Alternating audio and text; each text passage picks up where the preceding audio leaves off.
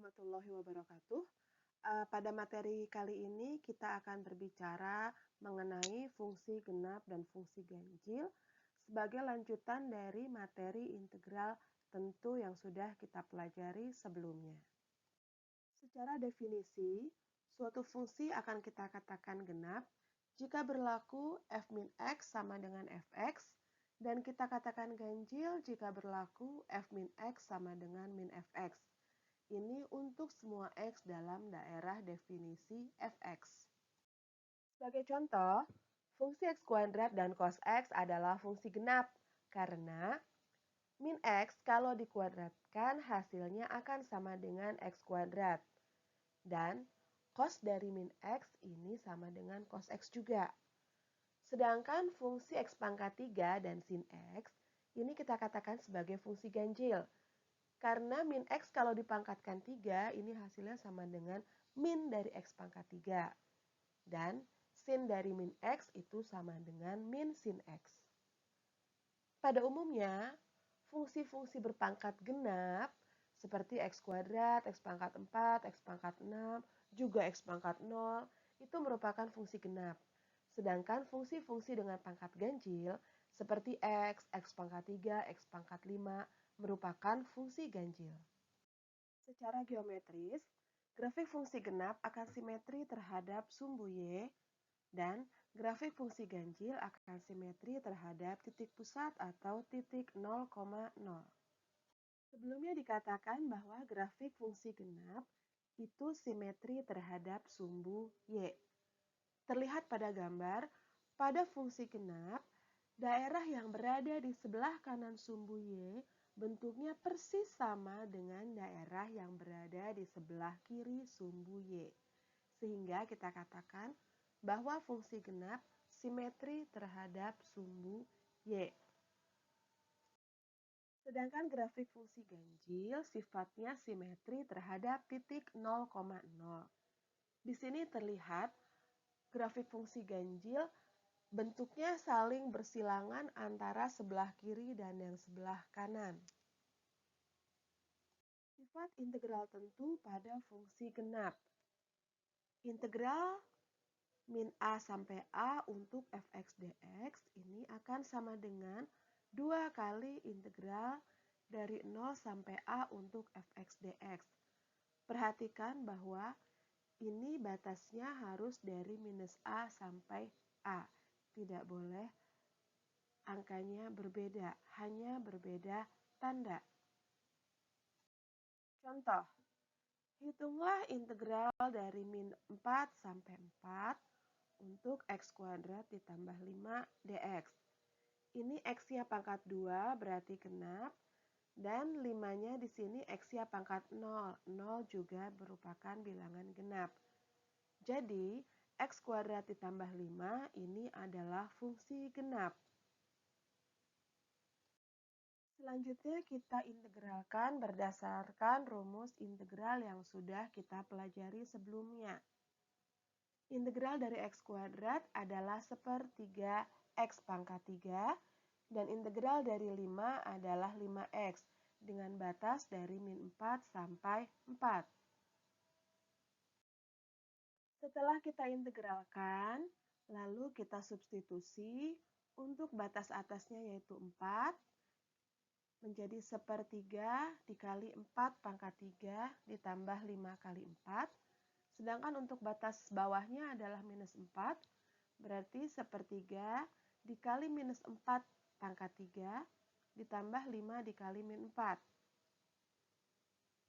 Hasilnya 64/3 ditambah 20 dikurangi min 64/3 dikurangi 20. Selanjutnya akan kita jumlahkan dengan cara membuat penyebutnya menjadi 3 semua, sehingga yang depan menjadi 124/3 dikurangi min 124/3. Di sini kita bisa lihat min ketemu min sama dengan plus, sehingga hasilnya menjadi 124/3 ditambah 124/3, yaitu sama dengan 248/3. Selanjutnya akan kita coba integralkan dengan memanfaatkan sifat integral tentu pada fungsi genap yang sudah kita bicarakan sebelumnya. Sehingga persoalannya menjadi integral min 4 sampai 4 untuk x kuadrat plus 5 dx ini akan sama dengan 2 kali integral 0 sampai 4 dari x kuadrat plus 5 dx. Dan selanjutnya kita integralkan seperti biasa. Integral dari x kuadrat adalah sepertiga x pangkat 3 dan integral dari 5 adalah 5x. Hanya sekarang batasnya sudah kita ubah menjadi 0 sampai 4. Sehingga yang di bagian depan akan terlihat bahwa hitungannya menjadi sepertiga dikali 4 pangkat 3 plus 5 dikali 4 dikurangi sepertiga dikali 0 pangkat 3 ditambah 5 kali 0. Langkah berikutnya sama dan hasil yang kita dapatkan juga akan sama. Sehingga untuk berikutnya Anda bisa langsung menggunakan sifat integral tentu pada fungsi genap. Contoh berikutnya, kita akan menghitung integral dari fungsi cos x dx dengan batas dari minus 30 derajat sampai 30 derajat. Terlebih dahulu, integral cos x dx dari minus 30 derajat sampai 30 derajat akan kita ubah sesuai dengan sifat integral tentu pada fungsi genap menjadi 2 kali integral dari 0 sampai 30 untuk fungsi cos x dx. Berikutnya kita lakukan proses integrasi. Sudah kita ketahui bahwa integral dari cos x adalah sin x dengan batas 0 sampai 30 derajat. Kita substitusi sin 30 dikurangi sin 0, di mana sin 30 adalah setengah dan sin 0 adalah 0. Sehingga setengah dikurangi 0 adalah setengah, setengah dikali 2 itu hasilnya sama dengan 1. Berikutnya, untuk sifat integral tentu pada fungsi ganjil. Integral dari fx dx dengan batas dari minus a sampai a ini akan sama dengan 0 untuk fungsi ganjil. Jadi berbeda dengan sifat pada fungsi genap. Contoh, hitunglah integral dari min 1 sampai 1 untuk x pangkat 3 dikurangi x dx. Di sini bisa kita lihat x-nya pangkat 3, 3 itu bilangan ganjil, dan dikurangi x, x-nya pangkat 1, juga bilangan ganjil. Karena kedua sukunya pangkatnya ganjil, maka fungsi x pangkat 3 dikurangi 3 itu kita katakan sebagai fungsi ganjil. Berikutnya akan kita lakukan proses integrasi.